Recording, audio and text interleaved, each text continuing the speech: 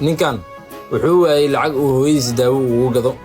markaas ayuu saaxiibkiisa wacay wuxuuna ku yidhi hooyo ayaa iga xanuunsan lacag aan daawo ugu gadana ma haysto ee saaxiib maanta ayaan garab kaaga baahanahay ee garab istaag. saaxiibkiisu wuxuu yidhi hagaag dhib ma lahan galabta isoo wac. galabkii sidii balanteed marka la gaaray wuxuu wacay saaxiibkiisa taleefankiisuna uu dansan yahay. ninkii zaa'id ayuu u murgay murugo dheer ka bacdi banaanka ayuu u waaday wuxuuna raadiyey lacagdeena meel kasta uu soo marana lacagdeena wuu soo waayay.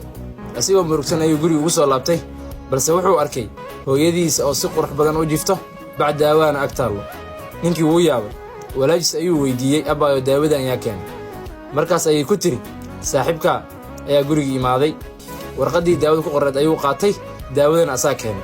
ninkii aad ayuu u farxay wuxuuna raadiyey saaxiibkiisa balse wuu arkay saaxiibkiisu wuu tagay wuxuuna ku yidhi saaxiib anaadii waa balansaneen taleefankan waa iga qabi weyday maxaa dhacay. markaas ayuu ugu jawaabay taleefanka waan iibiyey si aan hooyadaa daawo aan ugu soo gado. ninkii aad ayuu u farxay wuuna is celin waayey saaxiibkiisa ayuuna laabta geliyey.